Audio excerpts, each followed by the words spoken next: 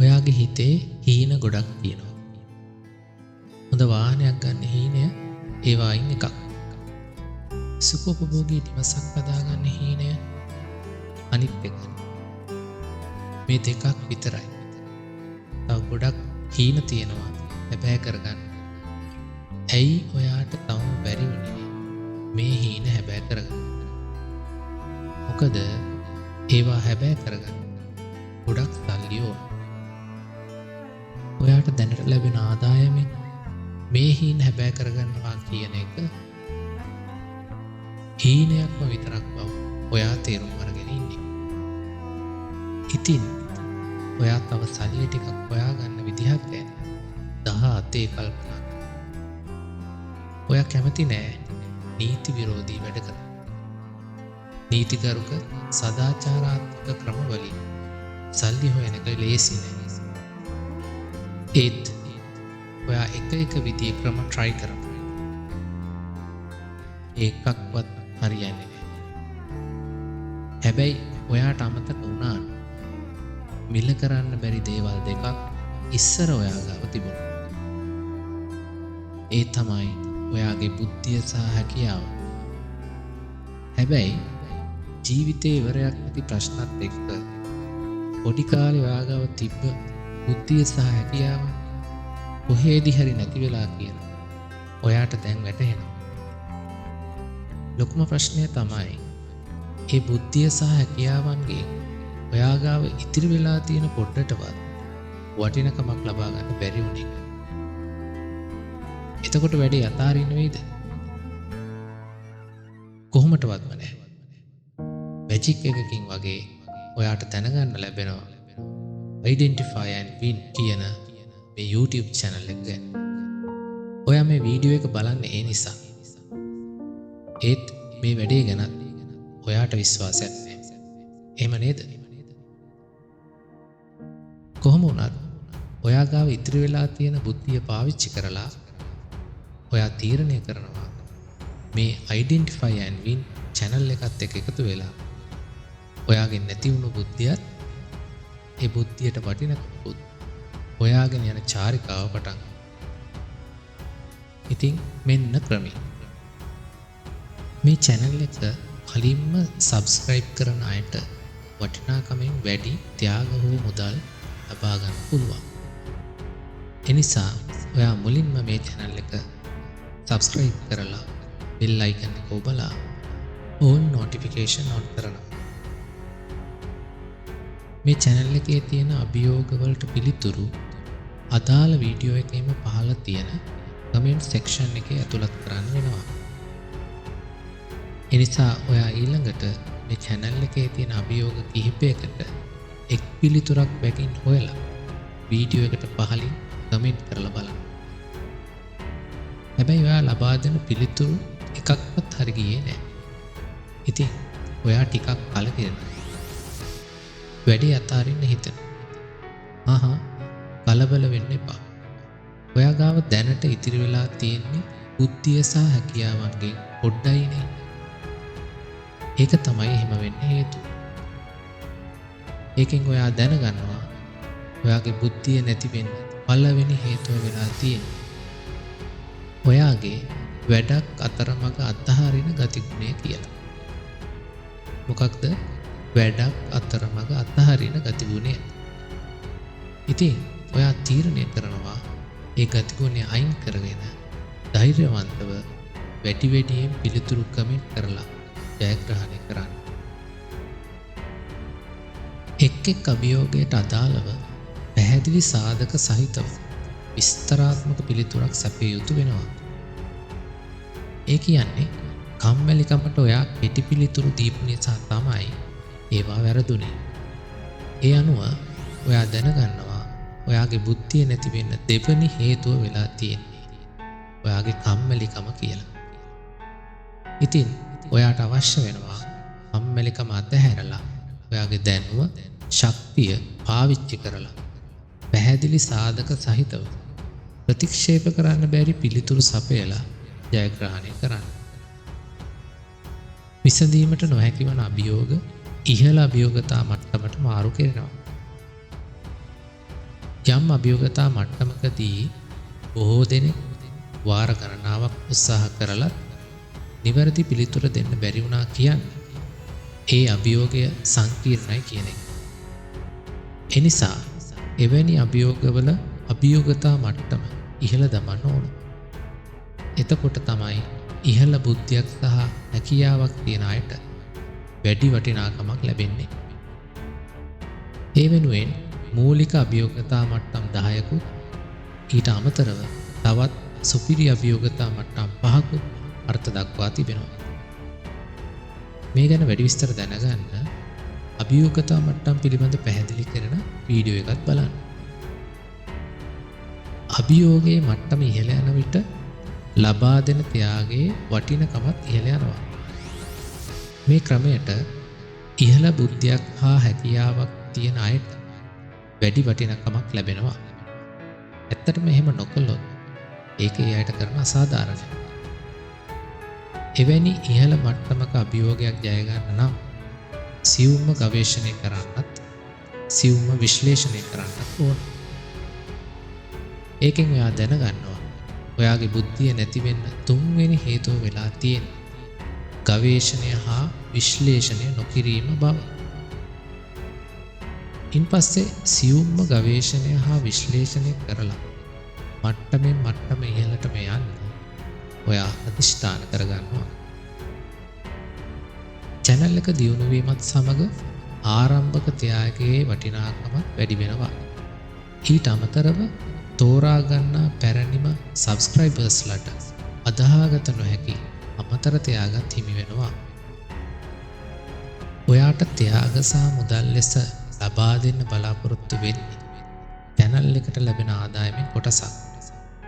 channel එක දියුණු වෙනවා කියන්නේ ඔයාට ලැබෙන තෑගිවල වටිනාකම වැඩි වෙනවා කියන එක. මෙතන තියෙන්නේ සහයෝගයෙන් දියුණු වෙන ක්‍රමවේදයක්.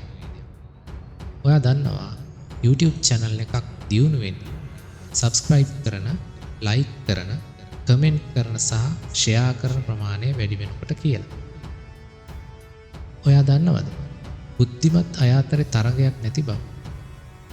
ඒ වගේම බුද්ධිමත් අය අන්සුන් වගේ හැම වෙලාවෙම අනෙක් කෙනාගේ පැත්තෙන් හිතන බව.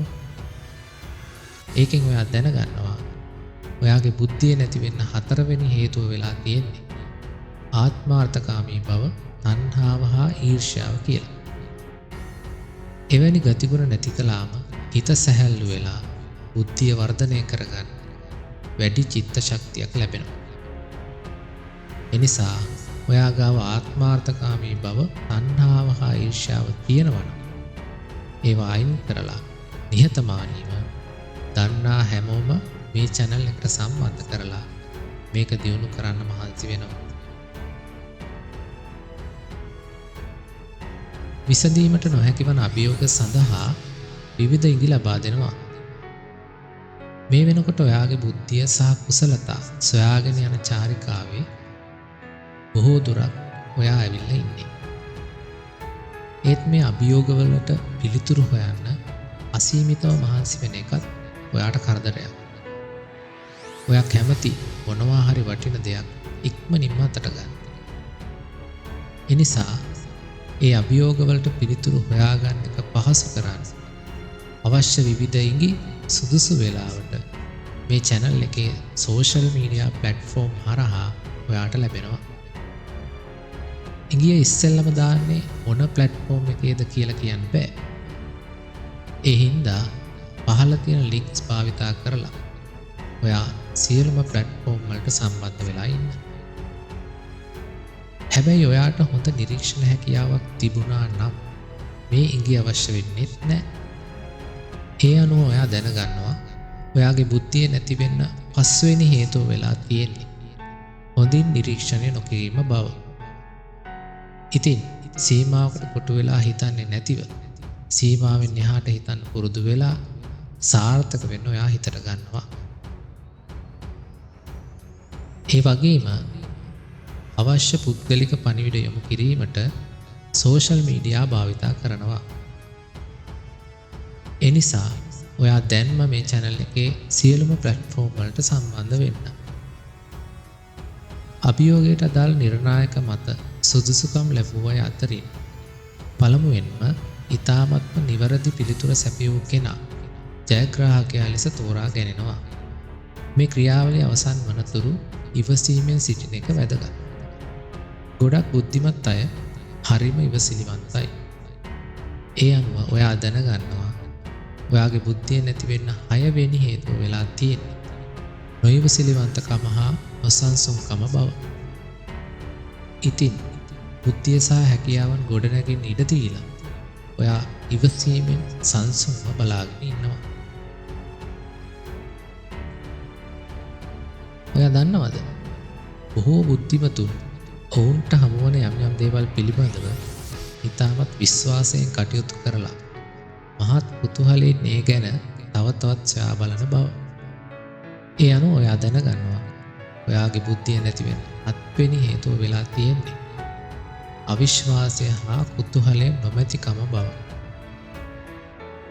ඉතින් ඔයා කරන දේ ගැන දැඩි විශ්වාසයෙන් හා කුතුහලයෙන් ඒ වැඩේ දිගටම කරගෙන යන්න ඔයා හිතට ගන්නවා. ජයග්‍රහණය කරන වාර ගන්න සහ මට්ටම අනුව කුසලානයක් සහිත බැජ් එකක් ඔයාට ලැබෙනවා. කුසලානවල ලස්සන බලන්න මේ වීඩියෝ එක නරඹන්න. ඒ වගේම සියලුම කුසලාන ටික එකතු කරගෙන ඔයා බුද්ධිමතෙක් සහ හැකියාවන් සහිත ගුණවත් පුද්ගලයෙක් බව ලොවට පෙන්වන්න. බුද්ධිමතුන් සාර්ථක වෙන්නේ ඔවුන්ට නිශ්චිත ඉලක්කයක් සහ ඒ ඉලක්කය ජය ගන්න සැලසුමක් තියෙන නිසා. ඒ අනුව ඔයා දැනගන්නවා ඔයාගේ බුද්ධිය නැති වෙන්න 8 වෙනි හේතුව වෙලා තියෙන්නේ ඉලක්කයක් හා ඒ ඉලක්කය ජය ගන්න සැලසුමක් නැතිකම බව. ඉතින් හොඳ සැලසුමක් හදාගෙන ඔයාගේ ඉලක්කයට යන්න ඔයා සූදානම් වෙනවා. ත්‍යාගය හෝ මුදල් ලැබුණු බවට සාක්ෂි සහිතව වීඩියෝ එකක් හෝ ඡායාරූපයක් මේ channel එකේ social media platform වලට යොමු කරන්න. ඔයා දන්නවද? ආගමික ශාස්ත්‍රූන් කියන්නේ සාපේක්ෂව අතිශයින්ම බුද්ධිමතුන්. උන්වහන්සේලා තමාට උදව් කළ වස්තුන්ට සහ පුද්ගලයන්ට උතගුණ දැක්වුවා. දැන් ඔයා ඉන්නේ ඔයාගේ බුද්ධිය පෙනෙන මානෙයි. ඉතින් ඔයාගේ බුද්ධිය නැති වෙන්න 9 වෙනි හේතුව උණු කෘතගුණ නොසැලකීම කියන ගතිගුණය අයින් කරලා ඔයාට උදව් කරපු වස්තුන්ට සහ පුද්ගලයන්ට කෘතගුණ සලකනවා කියන සිතිවිල්ල ඇතිව ඔයාගේ බුද්ධිය ලබා ගන්න ඔයා දැන් සූදානම්.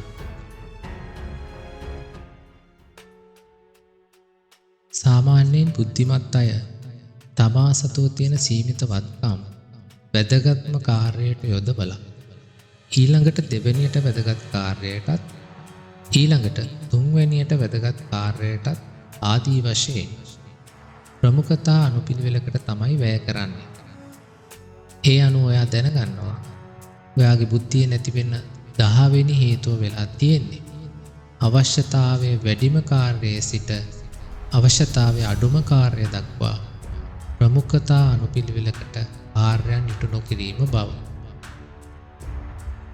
ඉතින් ඉදිරියේදී ඔයාට ලැබෙන මුදල සහ ත්‍යාග ප්‍රමුඛතා අනුපිළිවෙලින් වියදම් කිරීමට හිතට අරගෙන ඔයා බුද්ධිය සහ හැකියාවන්ගේ දොරටුවේ යතුර අතට ගන්නවා.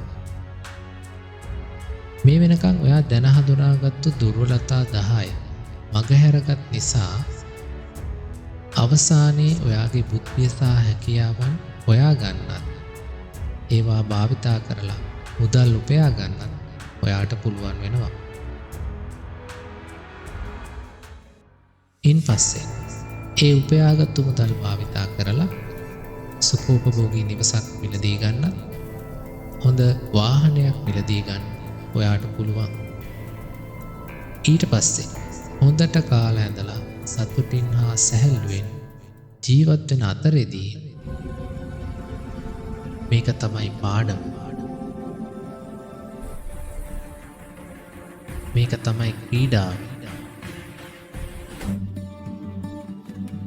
මේක තමයි විනෝදාංශය. මේක තමයි රැකියාව. මේක තමයි මුළු ජීවිතයම identify and build සිහින සැබෑ කරන YouTube channel එක.